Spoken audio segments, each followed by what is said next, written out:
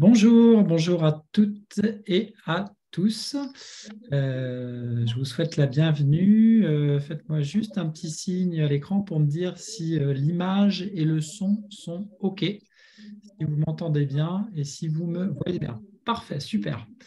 Ben, écoutez, on est pour une petite demi-heure ensemble aujourd'hui avec comme sujet de webinaire de savoir si les métiers du design sont des métiers d'avenir. Voilà, c'est un vaste sujet. On va en discuter un petit peu ensemble et puis je vais vous donner quelques points de réflexion si c'est des questions que vous vous posez. Et si vous êtes là, ben, j'imagine que bien sûr, vous voulez poser. Voilà. Donc, ben, écoutez, je vous invite à rester voilà, attentif et puis je vais tout de suite partager mon écran avec vous et on va pouvoir commencer.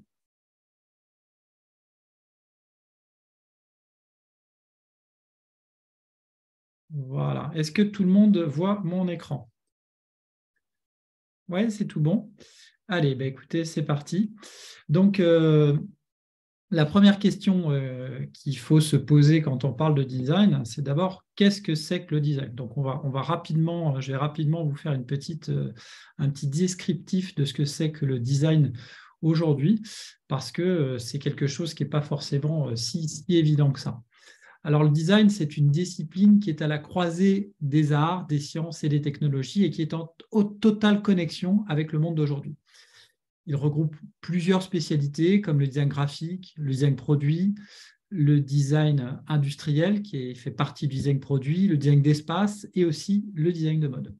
Alors, ça s'applique à tous les domaines de la vie humaine pour satisfaire des besoins, donner du sens, innover et créer de nouvelles formes.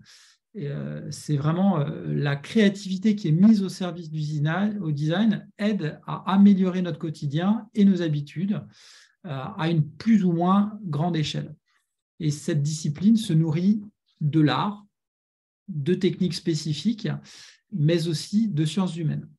Donc, les designers allient leur sensibilité artistique et leurs compétences techniques pour innover et améliorer des produits et services, notamment grâce à leur créativité. Alors, on va parler un petit peu de tout ça, bien sûr, parce que souvent, les métiers créatifs sont considérés comme des voies de garage. Alors, c'est une question qu'on peut se poser. Est-ce que c'est une voie de garage, euh, les métiers créatifs et le design? Alors, voici quelques témoignages que j'avais envie de partager avec vous parce que c'est des gens qu'on a pu avoir au téléphone, puis enfin, en entretien, puis comme élève. Et c'est des témoignages qui m'ont vraiment marqué par rapport au parcours de ces élèves. Je vous les lis, hein. Mes parents n'ont pas voulu que je fasse un métier artistique. À l'époque, ce n'était pas sécurisant pour eux. Je m'en suis rendu compte et j'ai eu le déclic il y a peu.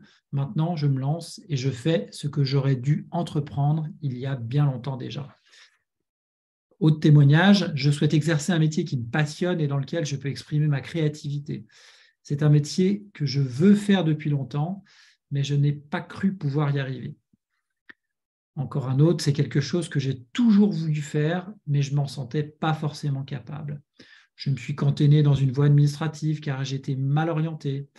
À l'époque, je m'intéressais à la sécurité de l'emploi, l'épanouissement au travail, ce n'était pas la question. Aujourd'hui, je veux suivre mon cœur, faire ce que j'ai envie. Alors, à travers ces témoignages, on constate des problèmes d'orientation, de fausses croyances, d'a priori et aussi de confiance en soi. Et puis aussi, il y a un point qu'il faut qu'on développe ensemble, c'est la confusion courante qu'il peut y avoir entre les arts plastiques et les arts appliqués. Souvent, quand on a une part de créativité en soi et qu'on a cette imagination débordante, les gens ont tendance à confondre les arts plastiques, qui est vraiment l'artiste pur et dire qui est devant sa toile. Et c'est vrai que ça, c'est une voie qui est assez difficile en fait pour gagner sa vie. Et les arts appliqués, qui sont la créativité appliquée à des choses dont l'économie, la société a, on va dire, concrètement besoin. On a aussi besoin d'art, il n'y a aucun souci là-dessus. Mais par contre, les arts appliqués et le design, c'est quelque chose vraiment de concret où les entreprises ont besoin d'un logo, ils ont besoin de produits qui sont ergonomiques, ils ont besoin de faire appel à des créatifs qui vont les aider dans ces domaines-là. Et c'est là qu'on parle de design. Et souvent, il y a un amalgame qui est fait au moment de l'orientation, qu'on soit jeune ou moins jeune, et des a priori résultats, des erreurs qui peuvent être commises de ce côté-là. Alors, la bonne nouvelle aujourd'hui, c'est qu'il faudrait former 3 fois plus de designers qu'on le fait en France. Il y a un rapport qui a été remis au ministre de l'Éducation nationale et qui explique qu'en France, on forme beaucoup moins de designers qu'on le fait dans d'autres pays. Donc ça, c'est la première bonne nouvelle. La deuxième bonne nouvelle, c'est que c'est un secteur avec un taux de croissance qui est supérieur à la moyenne. Ça veut dire qu'on gagne plus et plus rapidement. Donc ça, c'est aussi un autre signe de dynamisme en fait, de ce secteur d'activité. Et puis la troisième bonne nouvelle, c'est la French Touch. On a vraiment un atout formidable. La France est réputée dans les métiers créatifs.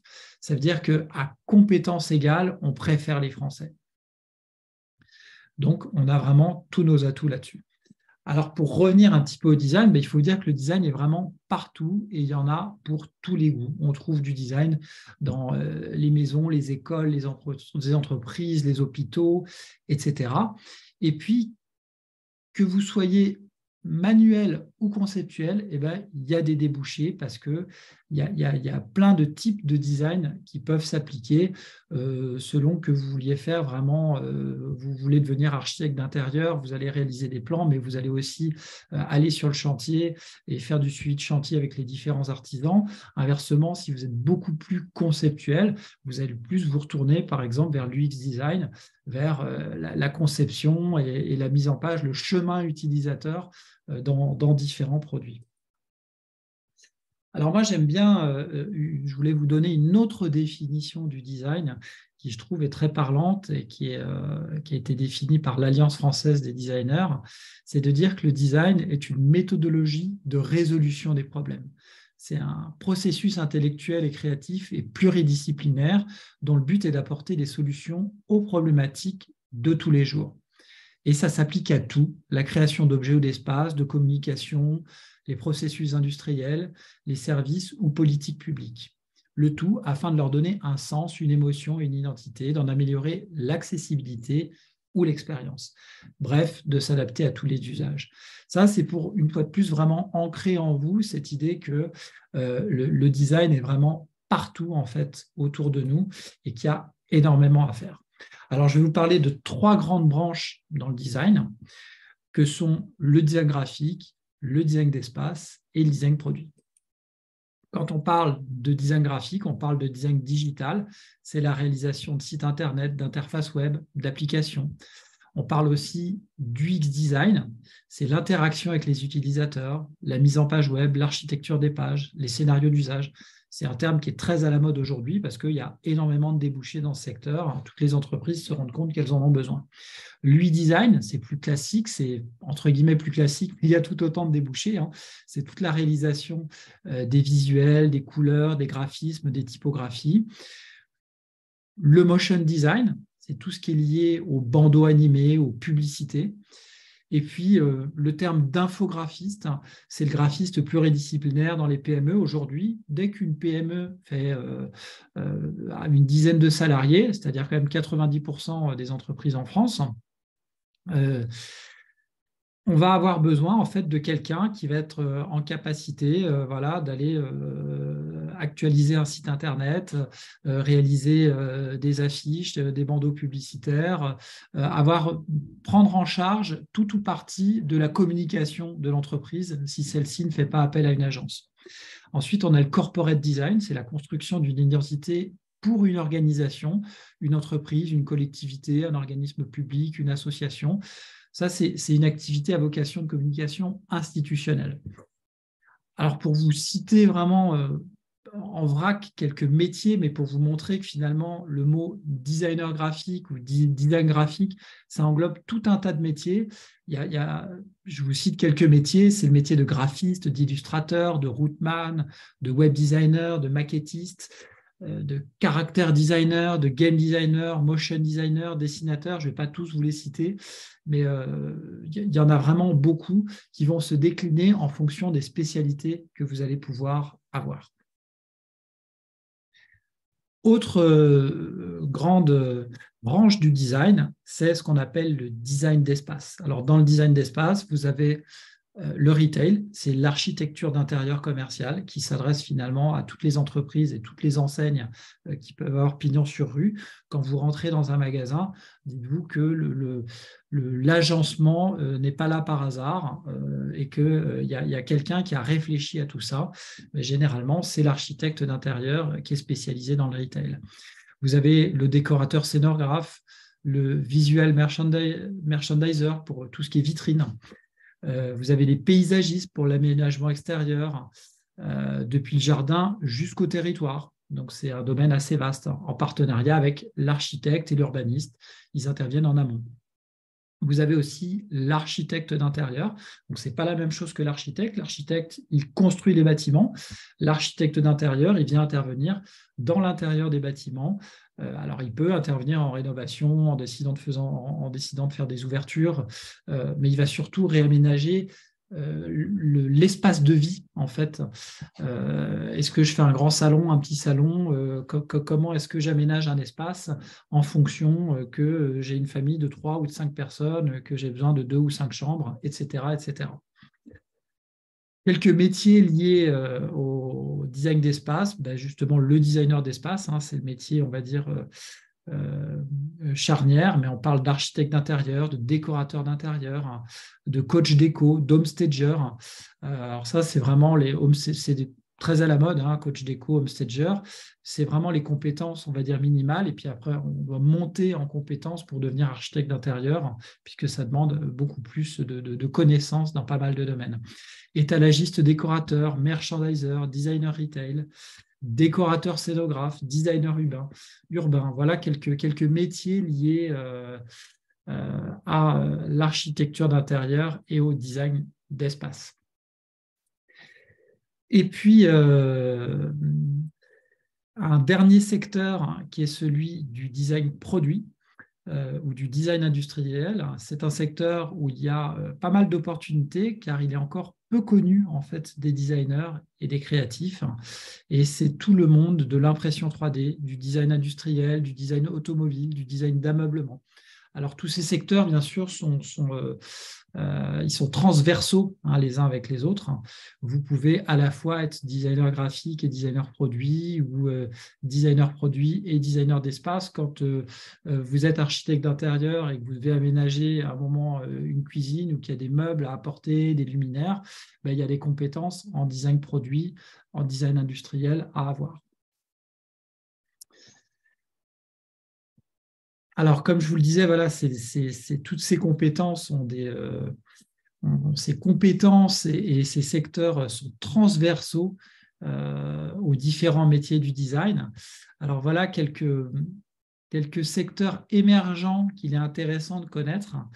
Le premier point, c'est la notion de polyvalence. Aujourd'hui, si vous allez être amené à travailler dans une agence de design, par exemple, de communication, on va vous demander justement cette polyvalence de connaissances, hein, d'être capable de pouvoir répondre à différents types de clientèle et donc pas uniquement d'être capable de faire un logo et une affiche. Autre point clé, c'est tout ce qui est lié à l'éco-design. Alors aujourd'hui, bon, voilà, ça fait bien sûr 15 ou 20 ans, et voire plus, qu'on en parle, mais aujourd'hui, on l'a vraiment dans le nez.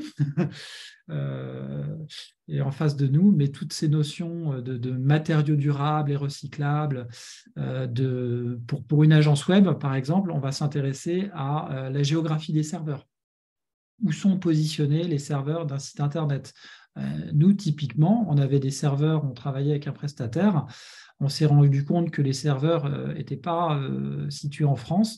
Bon, ben, on a trouvé une agence, on a trouvé un prestataire de service qui nous garantissait que notre site Internet serait bien situé en France pour des clients français, ça dans une démarche finalement éco-responsable, on va dire.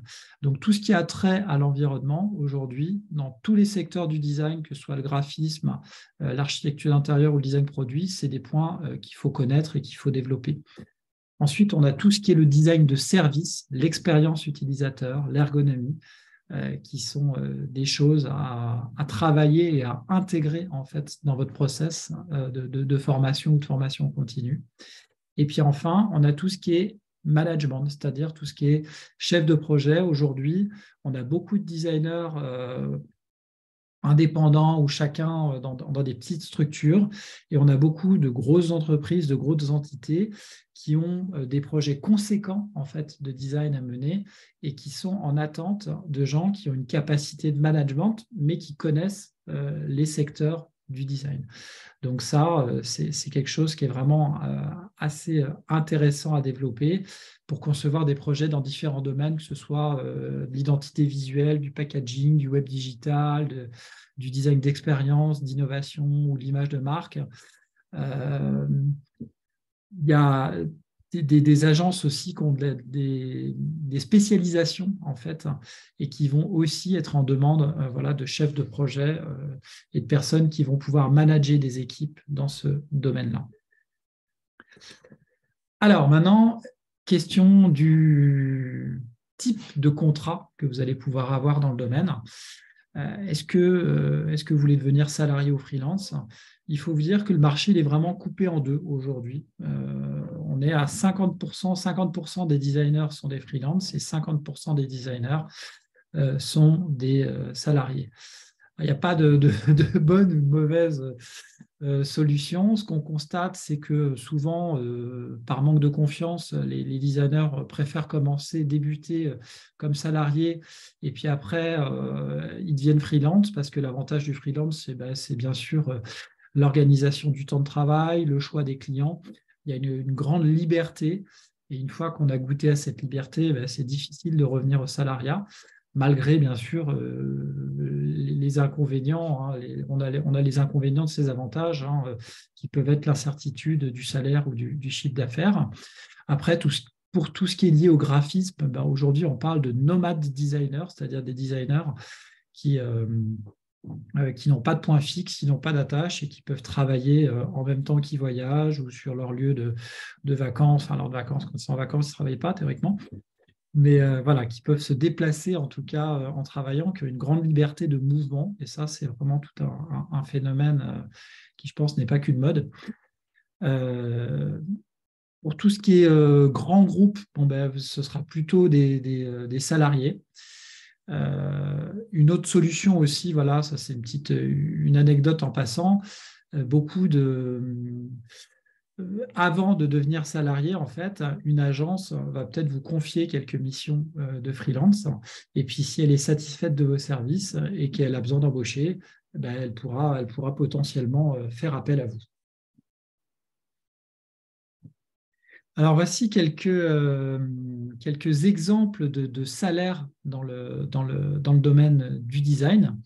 Vous voyez qu'un designer produit, alors c'est le métier le plus en vogue, mais quand on débute, c'est le métier qui est le moins bien rémunéré parce qu'en fait, quand on est designer produit de base, on va être dessinateur 3D avec voilà, des petits salaires, mais très rapidement, quand on devient senior et qu'on va gérer des projets, on va se retrouver avec des salaires beaucoup plus conséquents.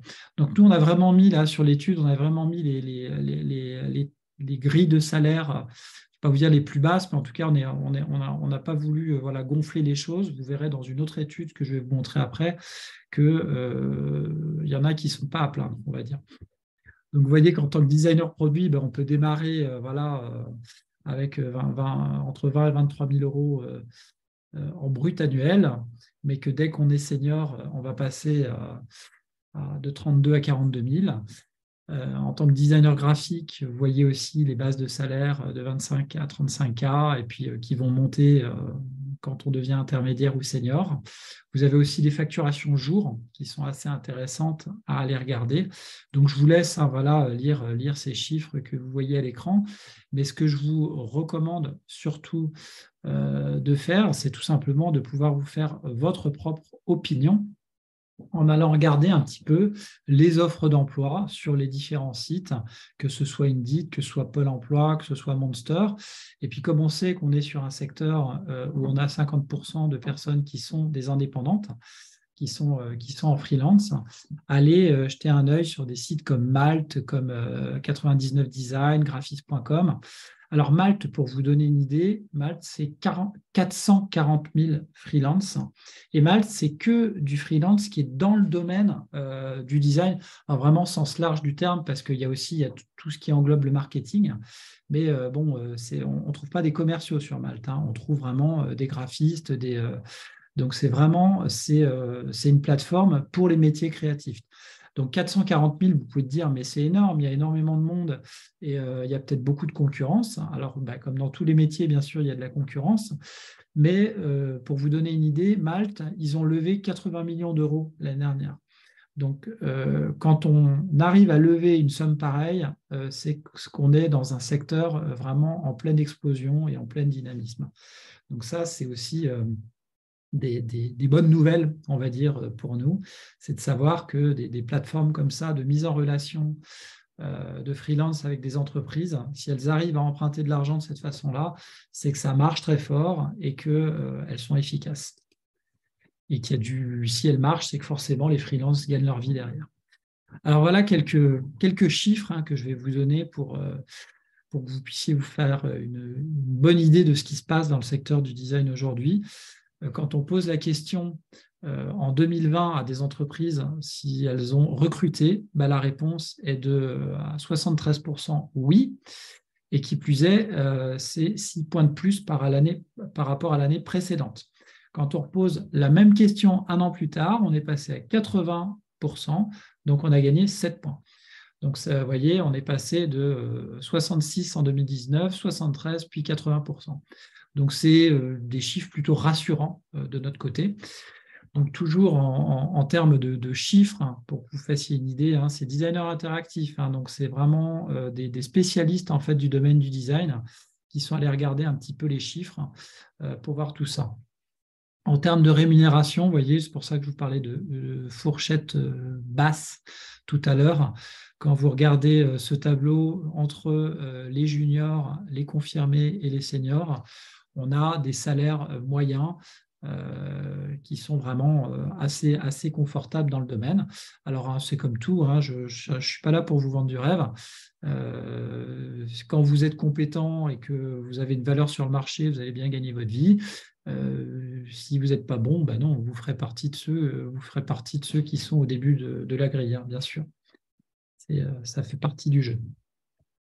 Ça, c'est un point très important que je voulais partager avec vous, c'est comment on trouve un job aujourd'hui.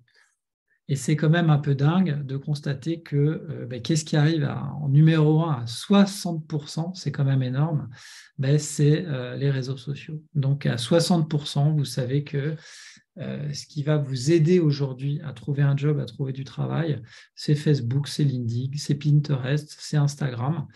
Donc c'est vraiment d'une importance capitale d'avoir. Alors on ne parle pas de réseaux sociaux à titre personnel pour parler à votre grand-mère sur Messenger, ou enfin votre grand-mère ou vos enfants, ou qu'importe. On parle vraiment de visibilité. Moi, en tant que designer, je suis graphiste. Quelle image est-ce que je donne sur Pinterest, sur Instagram par rapport à mon travail, parce que c'est comme ça que je vais trouver des clients concrètement. Autre point important, c'est le bien-être dans le travail. Alors quand on sait que inversement, les derniers sondages montrent qu'un Français sur deux voudrait quitter son job, là, vous voyez, on est dans un secteur d'activité où plus de 3 personnes sur 4, 3 designers sur 4 interrogés disent qu'ils sont heureux dans leur job. Là, je vous ai parlé des salariés. Je voulais vous mettre 1 ou 2 slides pour les indépendants. Donc, vous pouvez voir pour 2020 les chiffres d'affaires annuels bruts des designers. Alors, voilà, vous voyez, je vous laisse, les chiffres parlent d'eux-mêmes.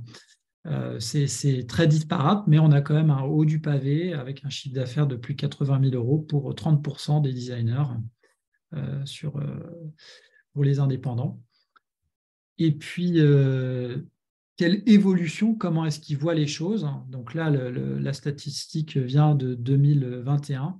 Vous voyez que aussi, c'est d'une part assez stable et de l'autre avec des perspectives d'augmentation.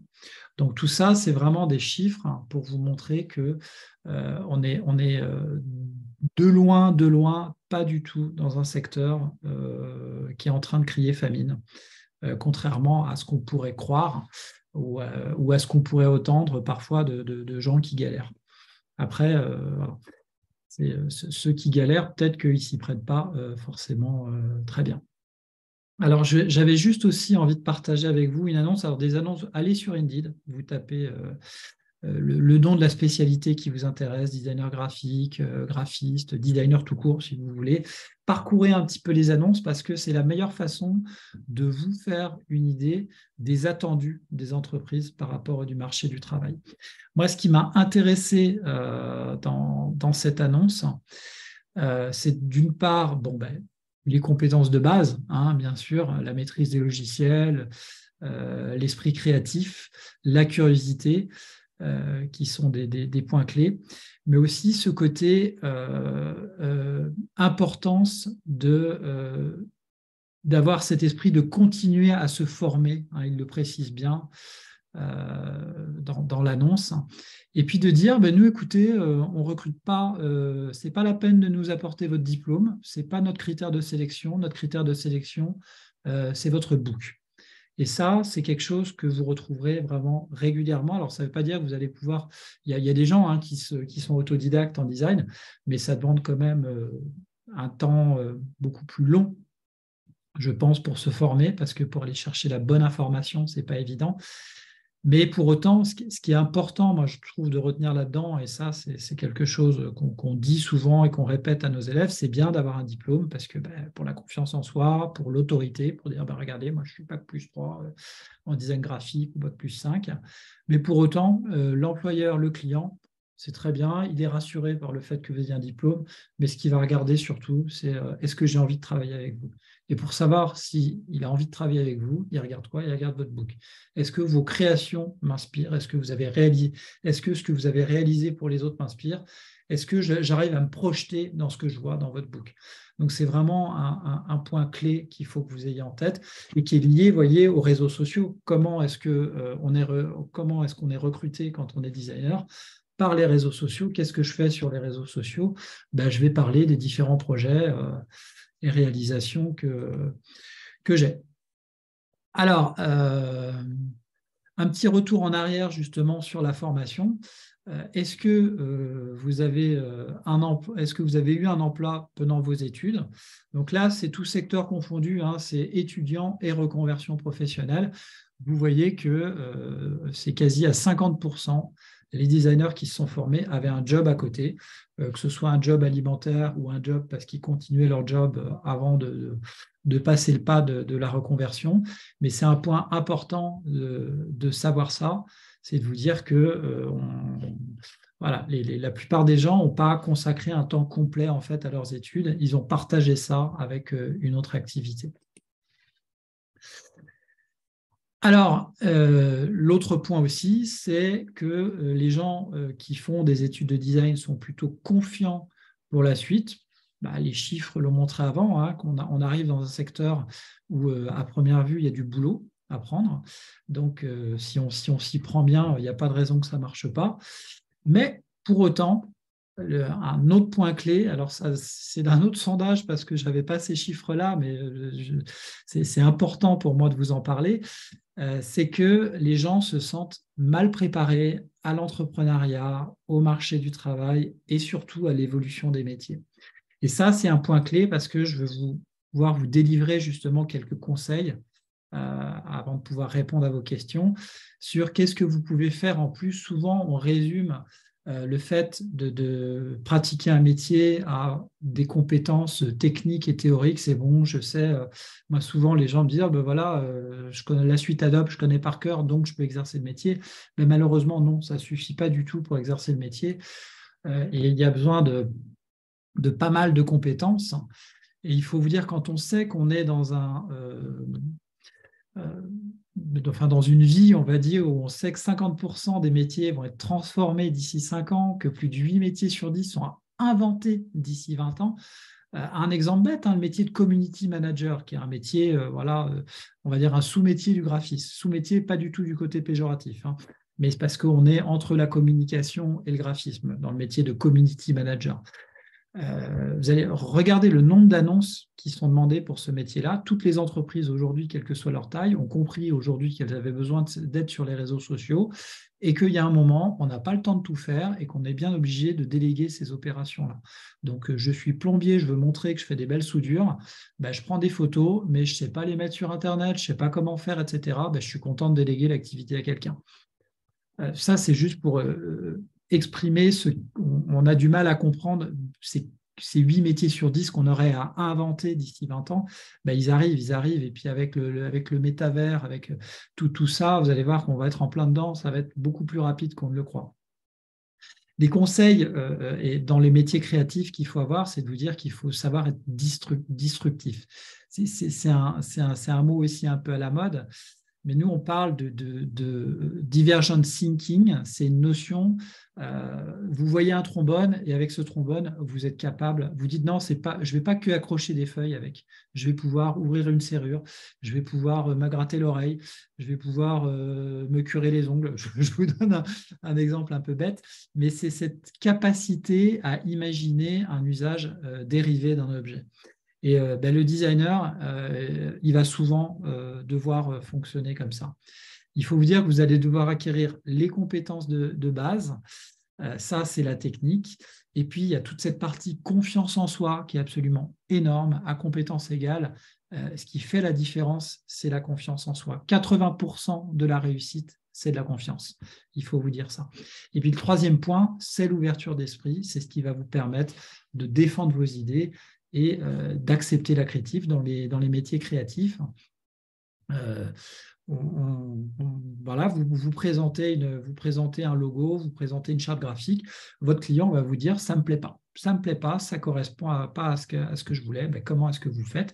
Vous n'allez pas le rembarrer, il va falloir arriver à argumenter, lui expliquer que entre la part d'esthétique de votre création et la part à viser de vente et marketing de son projet, vous avez trouvé le bon équilibre pour la réalisation que vous lui proposez. Alors, les quelques conseils qu'on peut avoir quand on veut s'installer en tant que designer, c'est d'apprendre à trouver sa niche de marché. Ça, c'est quelque chose d'essentiel. J'aurais dû inverser d'ailleurs le point, c'est d'une part d'être polyvalent dans sa spécialisation, c'est-à-dire qu'on va vous demander d'être à la fois très très large et en même temps d'être capable de vous spécialiser pour trouver votre niche de marché. Et puis d'éviter les pièges de la mauvaise préparation au marché du travail, c'est-à-dire de connaître ses futurs clients. Donc, les plus qui font la différence, c'est vraiment la connaissance de son marché économique. Alors, ce qu'on dit souvent quand c'est les personnes qui sont en reconversion pro, souvent, votre ancien métier sont vos futurs clients. Parce que quand vous connaissez bien un secteur d'activité, très facilement, vous arriverez à leur vendre parce que vous connaissez leur langage, vous connaissez, vous les connaissez et vous saurez quelles sont leurs attentes et quels sont leurs besoins. Donc ça, c'est vraiment un point très intéressant. Mais après, vous leur vendrez ce que vous aimez faire, mais dans leur domaine. Le marketing, alors c'est un peu le gros mot pour beaucoup de créatifs, mais en fait, c'est une attente forcément. Quelqu'un qui vous fait faire un logo, une charte graphique, il ne le fait pas par l'amour du beau, il le fait parce qu'il sait qu'aujourd'hui, si on veut vendre quelque chose, il faut que ce soit beau, il faut que ce soit esthétique, il faut que ce soit ergonomique, il faut que ce soit fonctionnel, il faut que le site internet, on trouve tout de suite le bouton acheter et qu'on ait envie d'y aller. Donc, vous, en tant que designer, vous avez ce double souci de faire quelque chose de beau, d'esthétique, mais aussi de fonctionnel, et aussi qui réponde aux attentes de votre client qui, lui, il veut vendre plus, enfin, il veut vivre lui aussi de son métier, concrètement. Donc ça, c'est l'aspect marketing qui est important aujourd'hui dans le domaine du design. Je vous en avais parlé, les capacités managériales et puis les soft skills. Alors ça, bien sûr, c'est dans tous les boulots, hein, il n'y a pas photo, mais c'est important de le rappeler. Aujourd'hui, on sait que les soft skills, c'est vraiment ce qui permet de faire la différence dans beaucoup de jobs pour se différencier. Voilà, j'ai tout dit, j'ai été, comme d'habitude, plus long que prévu. Est-ce que vous avez quelques questions? Je vous laisse éventuellement directement prendre la parole ou poser les questions dans le chat, me dire si vous avez quelques questions. Et si ce n'est pas le cas, je ne sais pas, je vous laisse quelques secondes pour réfléchir.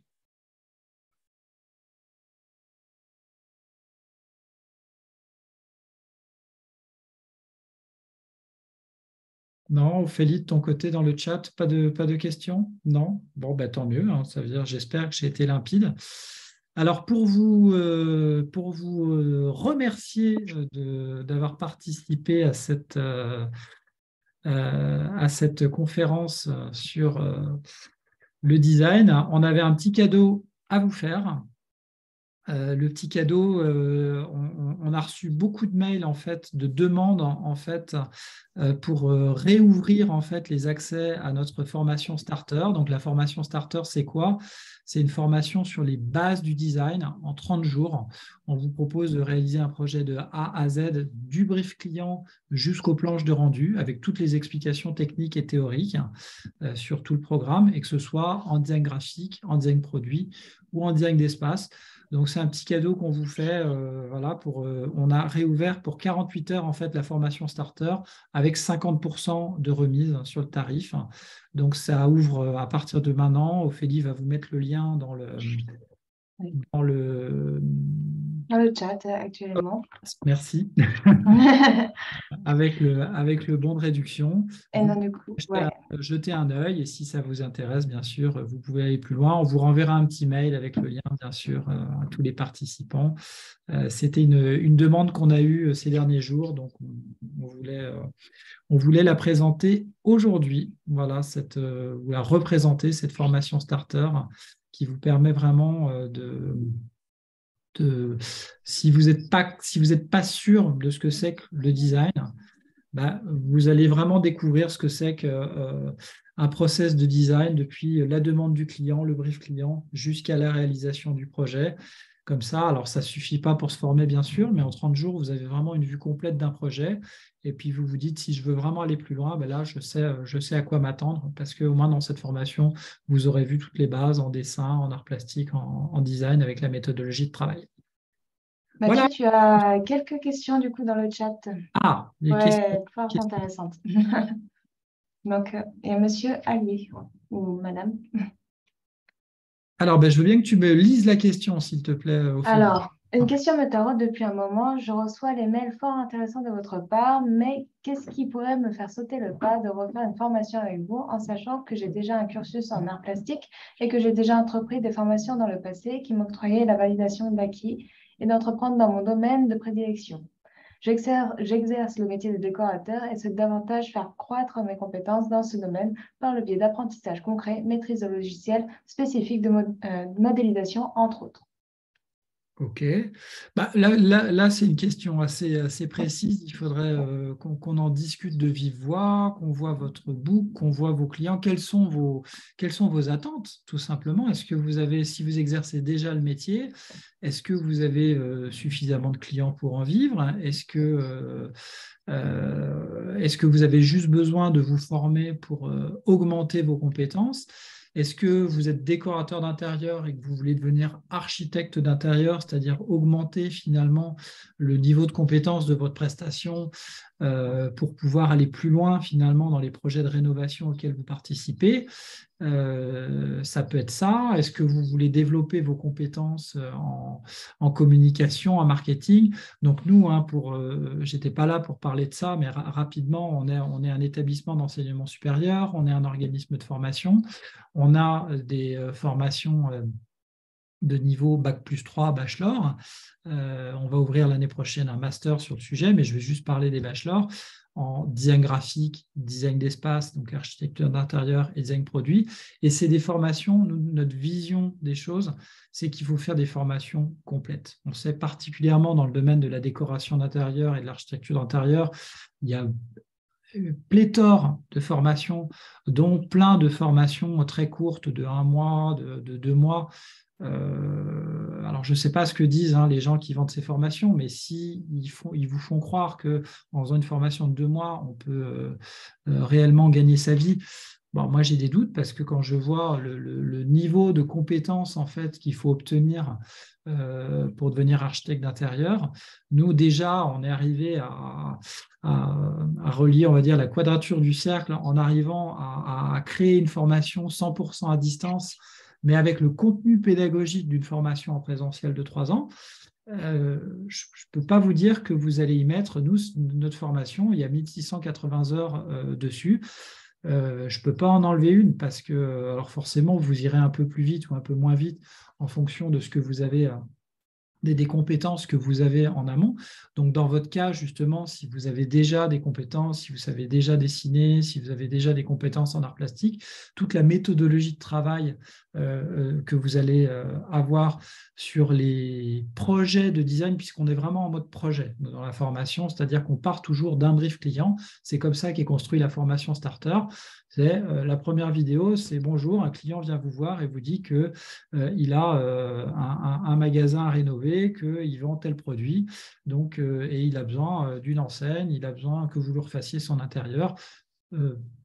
Par quoi je commence? Quel morceau est-ce que je prends? Et donc, bien évidemment, nous, notre job, c'est de vous accompagner dans tout ça, de vous apporter toutes les ressources techniques et théoriques dont vous avez besoin pour réaliser le projet, et vous êtes accompagné de simplement, il faut faire les choses simplement parfois, c'est par des professionnels en activité, c'est le plus efficace, c'est la meilleure façon d'apprendre, c'est de discuter avec quelqu'un dont c'est le métier et qui va directement vous donner ses astuces, ses secrets. Donc, en tout cas, voilà, pour répondre à votre question, là, c'est vraiment du cas par cas. Il faudrait qu'on vous ait au téléphone et qu'on comprenne votre demande. Mais on peut tout à fait faire de la validation d'acquis d'expérience. On peut vous proposer justement uniquement un morceau de formation en fonction de vos besoins pour compléter en fait vos compétences dans tel ou tel domaine. J'ai aussi une nouvelle question, c'est de Cynthia. Peut-on faire en même temps la formation actuelle? Donc, du coup, la formation starter, si j'ai bien compris, et donc, du coup, une formation du coup, de l'école La Fontaine. Oui, alors c'est vraiment la formation starter, c'est une formation complètement indépendante des bachelors de l'école. Alors moi, j'aurais plutôt tendance à la mettre on l'a mis c'est pour ça qu'on l'a appelé starter, c'est-à-dire en amont du bachelor, parce que c'est une formation d'1 mois où, alors la formation dure 1 mois, mais vous y avez accès pendant 6 mois. Donc vous pouvez très bien la prendre maintenant et puis décider de commencer plus tard. Mais l'idée, c'est que pendant 30 jours, on va vous délivrer une fois par semaine des vidéos en dessin, en design et en art plastique et en logiciel. Et on va vous donner vraiment toutes les bases pour réaliser un projet. Après, ça ne va pas suffire pour être indépendant. Mais au moins, si vous suivez ce process et que vous vous dites « Waouh, j'adore, c'est ça que je veux faire », bah là, il faut y aller, quoi. Dans ces cas-là, il faut vous inscrire au bachelor. Mais c'est plutôt dans ce sens-là. Faites la formation starter. Si vous êtes convaincu, il faut aller plus loin. Si vous êtes déjà convaincu et que vous avez envie, c'est pas de vous payer le luxe, mais de vous dire, si vous faites déjà le bachelor, le contenu technique et théorique du bachelor, ce qu'il y a dans la formation starter est déjà dans le bachelor, en fait. Sauf que, bien évidemment, on va aller beaucoup plus en profondeur dans le bachelor. Là, dans la formation starter, vous réalisez un projet. Dans le bachelor, il y a, que je ne dise pas de bêtises, 8 et 7, 15, il y a 20 modules de cours. Vous allez aller en profondeur sur 20 projets distincts dans le domaine du design. Et ce qui va vous permettre de constituer votre book d'ailleurs. Et ce book-là, c'est vraiment c'est votre outil qui va vous permettre de trouver du boulot. Voilà, sachant qu'il y a tout l'écosystème, marketing, communication, accompagnement sur le marché du travail dans le bachelor, qu'il n'y a pas dans la formation starter, parce que dans la formation starter, on est juste là pour vous parler des bases. Voilà. Est-ce qu'il y a d'autres questions, Ophélie? Non, pour l'instant, c'est tout bon. Donc, si vous avez des questions à l'avenir sur nos formations, n'hésitez pas. Vous pouvez venir sur notre site internet et prendre rendez-vous avec un de nos conseillers.